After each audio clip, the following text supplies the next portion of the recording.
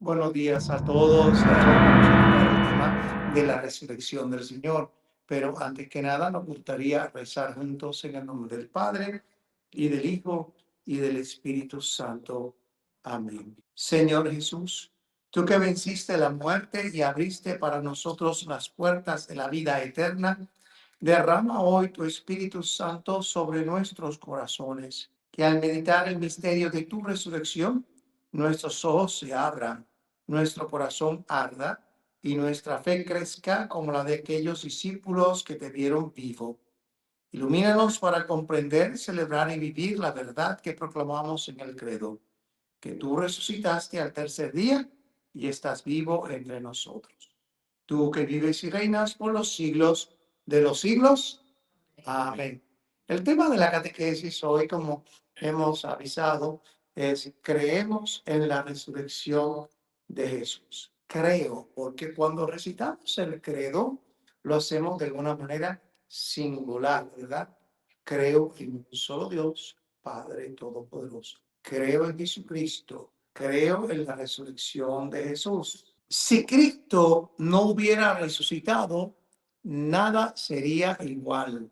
Pero porque Él vive, todo puede comenzar de nuevo. Nuestra catequesis en el día de hoy se divide en varias partes y nos gustaría comenzar con una introducción y luego retomar esa introducción desarrollándola ya con lecturas bíblicas más amplias, pensamientos más profundos, para poder adentrarnos en el misterio de la resurrección del Señor. Lo que profesamos en el credo. Cada domingo al recitar el credo afirmamos algo que constituye el corazón mismo de la fe cristiana. Al tercer día resucitó de entre los muertos. Recitamos en el credo de los apóstoles. Al tercer día resucitó de entre los muertos. Credo de los apóstoles. Y resucitó al tercer día según las escrituras. Profesamos en el credo niceno-constantinopolitano. Y resucitó al tercer día según las escrituras. San Cirilo de Jerusalén enseñaba a los catecúmenos que esta fe no es una opinión humana, sino un hecho real y salvífico.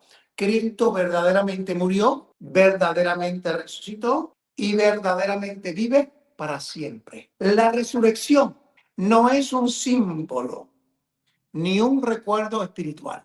La resurrección es la transformación gloriosa de Jesús, su paso definitivo al estado divinizado donde vive junto al Padre y desde donde nos comunica el Espíritu Santo. Entremos en la resurrección de Jesús, recorriendo al Evangelio según San Juan. La resurrección según el Evangelio de Juan. Un misterio que se revela en etapas. El capítulo 20 del Evangelio de Juan nos ofrece una profunda pedagogía sobre la fe en Cristo resucitado. Allí observamos que no todos creen del mismo modo ni al mismo tiempo. Dios respeta los tiempos, la sensibilidad y las luchas del corazón humano.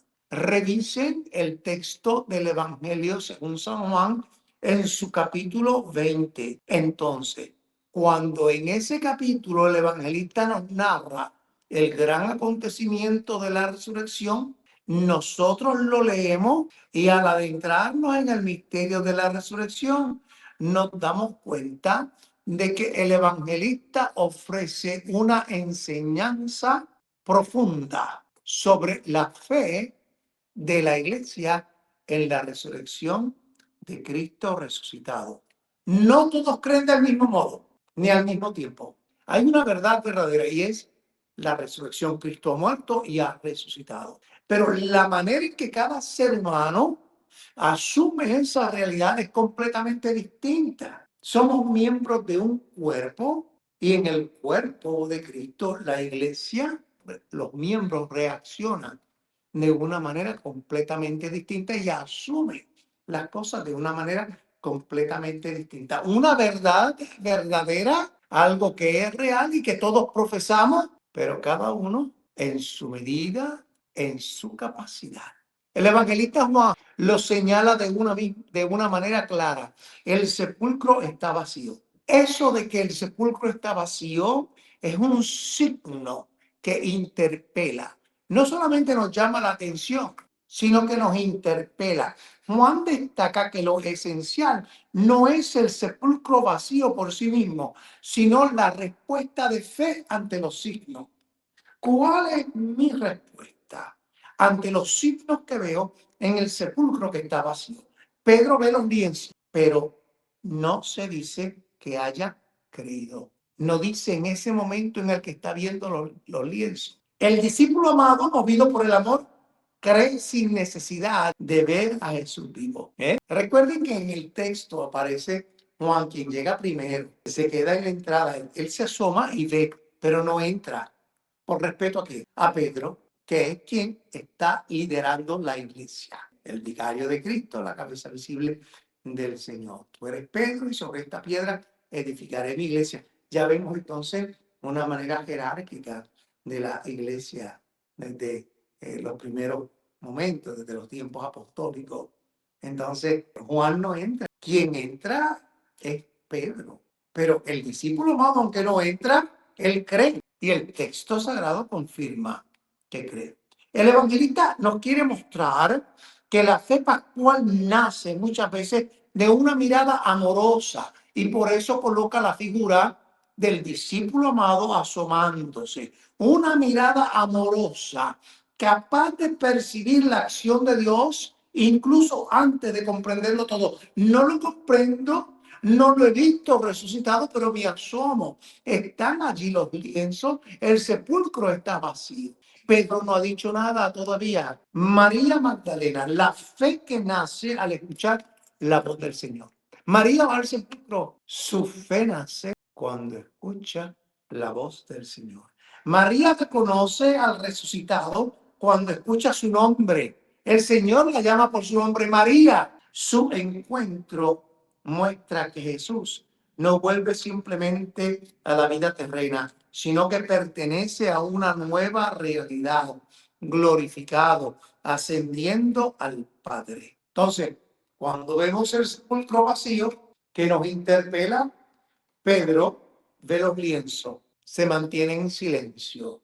Juan se ha asomado al sepulcro, ve y cree, dice el texto evangélico. María Magdalena tiene un encuentro con el Señor, pero no se da cuenta de que es el Señor resucitado hasta que el Señor la llama por su nombre, María. ¿Cuál es la reacción del resto de los discípulos? Alegría y envío. Jesús se presenta en medio de ellos y le dice, la paz esté con ustedes. No es un saludo, no lo es, sino un don real. La paz prometida en la última cena, esa paz que brota de la victoria definitiva de Cristo sobre la muerte. Y también la manera de que haya una reconciliación, porque los discípulos no han sido fieles al Señor en el momento crucial de su pasión. Se dispersaron, cumpliéndose la Sagrada Escritura. Heriré al pastor y se dispersarán las ovejas. Entonces, cuando Jesús se acerca, se presenta ante ellos resucitado, le dice, la paz esté con vosotros. Los reconcilia, pero no solamente los reconcilia, sino que les da el don de la paz. Y es un don que, como hemos señalado, brota de la victoria definitiva de Cristo sobre el pecado y la muerte. ¿Por qué? Porque el ser humano, cuando peca, cuando nosotros pecamos, perdemos la paz, ¿verdad? Recuperamos la paz en el sacramento de la confesión. Vete en paz y no peques más, nos dice el sacerdote. Y nosotros salimos del confesionario o cuando venimos a la oración y escuchamos la voz del Señor, sentimos esa paz, esa tranquilidad, porque confiamos en la victoria del Cristo que ha muerto y ha resucitado. Bien. Entonces, la paz se les da a los discípulos como un don real. La paz prometida en la última cena. La paz os doy, mi paz os doy. No las doy como el mundo se las da. Luego, en esta aparición del Señor resucitado, Él les muestra sus manos y su costado.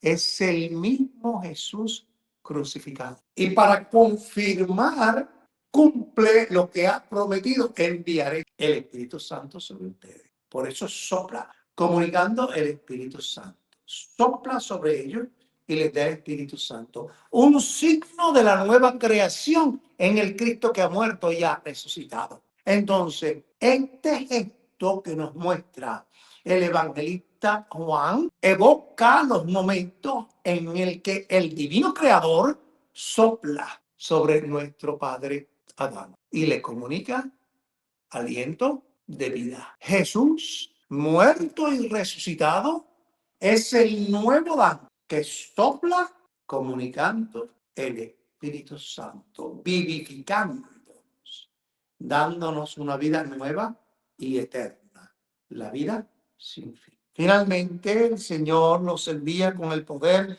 de perdonar los pecados. Los hace partícipes de su propia misión como luz del mundo, anunciando al Cordero de Dios que quita el pecado del mundo. Así comienza la nueva creación. Así como Dios sopló vida en Adán, Jesús sopla vida eterna sobre su discípulo. Retomemos la resurrección del Señor, el sepulcro vacío. Juan llega primero, se asoma. Pedro llega y entra. Juan ve y cree. El discípulo amado ve y cree. María Magdalena abre su oído cuando Jesús la llama por su nombre. María, el oído se abre y ella cree. Y no solamente el oído físico, sino el oído del alma. El llamado que Dios hace a cada ser humano a creer. Los demás discípulos se presentan y le dicen, la paz esté con ustedes. ¿Cuál fue la reacción de Tomás? Tomás, de la duda al más grande acto de fe. Y el evangelista, yo diría que lo hace a propósito, para que veamos la profesión de fe más grande que hay en el Nuevo Testamento y que nos identifica a la cristiandad. Y es la figura de Jesús como verdadero Dios y verdadero hombre, que solemos repetir cuando el sacerdote levanta la hostia consagrada o el cáliz con el vino consagrado, el cuerpo y la sangre del Señor. Y en nuestros países de origen, cuando Él lo levanta, decimos Señor mío y Dios mío. Antiguamente aquí en Estados Unidos se decía, pero luego pues los obispos dijeron que ya no lo dijeran más. En el Evangelio Jesús dice que hasta las piedras podrán hablar acerca del misterio. Entonces, lo que tratamos de acallar, no lo vamos a poder acallar jamás. No podemos silenciar esa realidad. El pan y el vino consagrado ya no son pan, no son vino, sino el cuerpo y la sangre de Jesucristo, el Señor. ¿Y quién es Jesucristo? Jesucristo es verdadero Dios y verdadero hombre. Señor mío y Dios mío. Pero padre, yo he leído que dicen que en ese momento mucha gente tiende a bajar la cabeza y dicen, he leído que no, hay que mirarlo, hay que adorarlo y mirarlo. Entonces no es congruente que ya no hay que decir, Señor. Exacto, y estoy de acuerdo contigo. Yo diría que, y siempre yo lo digo, ustedes escuchan el murmullo mío diciendo, Señor Dios mío, ya sea en inglés o en español, después de la consagración ustedes escuchan mi murmullo, pero también el sacerdote levanta la hostia porque tenemos que adorar al Señor presente en la Sagrada Comunión, ¿verdad? Y entonces inclinamos la cabeza y están muchos de rodillas reconociendo esa realidad del Señor. Inclinamos un poquito la cabeza, pero la levantamos recordando el Antiguo Testamento en donde la serpiente de bronce es colocada por Moisés por mandato de Dios para que todos queden sanados. Y volvemos a levantar nuestra mirada hacia el Señor sacramentado antes de la comunión. Este es el Cordero de Dios que quita el pecado del mundo, dichosos los llamados a la cena del Señor. En ese momento utilizamos las palabras del oficial romano, ¿verdad? Decimos, Señor, no soy digno de que entres en mi casa, pero una palabra tuya bastará para sanarme, ¿verdad? Entonces, retomando, Tomás, de la duda al más grande acto de fe. Tomás representa la lucha de quienes necesitan ver para creer. Cuando Jesús lo invita a tocar su llaga, Tomás llega a la expresión más alta de la fe en los evangelios, Señor mío y Dios mío. Su camino nos enseña que Jesús no rechaza la duda, sino que la transforma. A veces hay personas que vienen a mí y me dicen, padre, que tengo tanta duda. Pues mire, a veces es bueno dudar. ¿Por qué? Porque esa duda te tiene, cuando la duda nos impulsa, por supuesto, a buscar la verdad, no nos quedamos sin movimiento, sino que vamos en busca de la verdad. Y la verdad está en Dios. Entonces, ¿tenemos duda? Pues vamos a Dios. Dichosos los que creen sin haber visto. El evangelista Juan, ¿qué hace cuando llega al sepulcro? Se asoma. ¿Él ve al Señor resucitado en ese momento? No. Pero cree, el sepulcro está vacío, ¿verdad? Cree. Yo lo que decía Jesús ¿Ah? de la resurrección. A nosotros, a la iglesia. El discípulo amado nos representa a nosotros. Y ya ahí comienza esa frase, dichosos los que creen sin haber visto. Tomás logra ver al Señor resucitado. Juan lo ve en ese momento, cuando el Señor se presenta la primera vez, estando las puertas cerradas, y ahora cuando se presenta 8 días más tarde. Nosotros lo vemos en la Eucaristía, lo vemos en la Escritura, a través del velo de la Sagrada Escritura. Dichosos los que creen sin haber visto. Nosotros somos dichosos. Entonces, el discípulo amado se refiere también a nosotros, así como esta frase que Jesús pronuncia luego de que Tomás le dice, Señor mío y Dios mío. ¿Qué significa la resurrección en el Evangelio según San Juan? A la luz del Evangelio de Juan queda claro que la resurrección no es un regreso a la vida anterior. Cristo entra en una existencia nueva, eterna, gloriosa. La resurrección es la exaltación y retorno al Padre, que forman un único acontecimiento. Por eso es que el Señor le dice a María, no me toques todavía, Que no he subido al Padre. pero es un gran acontecimiento. Todo lo incluye. Resurrección incluye glorificación y ascensión a la derecha del Padre. Una exaltación. El Espíritu Santo, y lo resalta el evangelista, es el don pascual por excelencia, fruto de la glorificación de Jesús. Por eso sopla y le comunica el Espíritu Santo. La misión de la iglesia nace del encuentro con el resucitado. El Señor ha resucitado verdaderamente. Su cuerpo es glorioso. Y entonces Él envía a su cuerpo místico a proclamar la buena nueva de salvación. Como el Padre me envió, así los envío yo. Cuando la iglesia proclama en el credo y resucitó al tercer día, afirma lo siguiente. Número 1, que Jesús es verdadero Dios y verdadero hombre. Murió realmente y resucita realmente. Número 2, que la resurrección es la victoria definitiva sobre el pecado y la muerte. Número 3, que Cristo resucitado es fuente de vida nueva, especialmente mediante el Espíritu Santo. Y número 4, esta resurrección es garantía de nuestra propia resurrección futura. San Cirilo explicaba que si Cristo no hubiera resucitado, sería imposible hablar de salvación. El cristianismo se sostiene entonces o cae con la resurrección. Por eso San Pablo lo afirma. Si Cristo no ha resucitado, vana sería nuestra fe. Y San Cirilo hace eco en su catequesis acerca de lo que San Pablo señala. Si Cristo no hubiera resucitado, sería imposible hablar de salvación, señala San Cirilo. El cristianismo se sostiene o cae con la resurrección. Depende del gran misterio pascual de Jesucristo que ha muerto y ha resucitado. No podemos dejar de creer en la muerte y la resurrección de Cristo. 5 reacciones ante el resucitado, entonces, según el evangelista Juan en su capítulo 20. Esas 5 reacciones son un espejo para nuestra vida. La primera, el discípulo amado cree al ver los signos. Recuerden que Pedro permanece en silencio, aunque después confirma a todos en la fe. Por eso ustedes ven que en la misa de la resurrección le traen al Santo Padre un icono, una imagen del resucitado, y él es quien lo descubre y lo muestra en la ceremonia de la misa pascual, porque él es el que tiene que confirmarnos en la fe. Pedro es quien confirma la fe. El Santo Padre, sucesor de Pedro, nos confirma en la fe que nosotros profesamos. Entonces, una vez más, 5 reacciones ante el resucitado. La del discípulo amado, que cree al ver los signos, se asoma y ve los lienzos. María Magdalena cree al escuchar la voz del Señor. Los discípulos creen al reconocer la presencia del Señor y reciben su paz. Tomás cree al ser acompañado en su duda. Tengo duda, pero aquí voy. Señor mío y Dios mío. Los creyentes de todas las generaciones creen sin ver, guiados por el Espíritu Santo. Dichoso el que cree sin haber visto. Cada uno de estos caminos, de estos 5 caminos, el discípulo amado, María Magdalena, los discípulos, Tomás y los creyentes de todas las generaciones, cada uno de estos caminos es válido.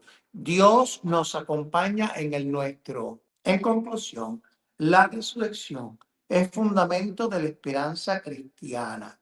La resurrección de Jesús cumple la profecía: tú eres mi Dios y yo soy tu pueblo. O sea, capítulo 2, versículo 25. Tú eres mi Dios y yo soy tu pueblo. Y según Juan, esta es la meta de su evangelio, para que creyendo tengan vida en su nombre. Juan 20:31. Creyendo tengan vida en su nombre. Por eso, profesar en el credo que Cristo ha resucitado es afirmar que Jesús vive, que Jesús nos acompaña, que Jesús nos da su espíritu, que Jesús nos envía, que Jesús nos promete también a nosotros la resurrección y la vida eterna.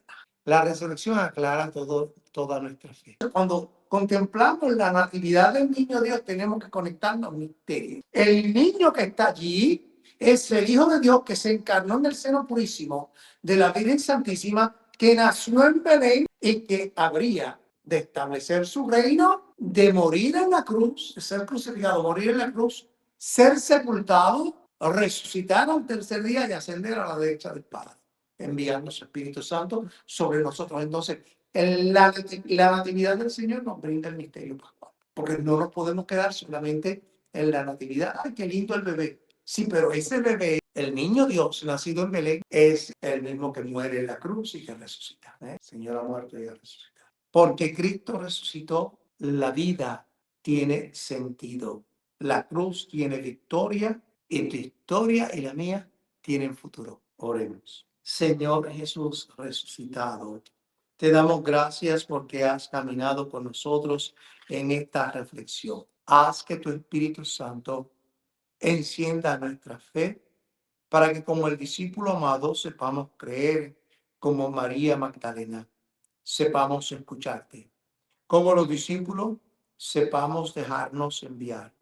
Y como Tomás, sepamos reconocerte como Señor y Dios. Que tu Pascua renueve nuestra mente, nuestro corazón y nuestras acciones para que seamos testigos de tu vida en medio del mundo. A ti la gloria por los siglos de los siglos.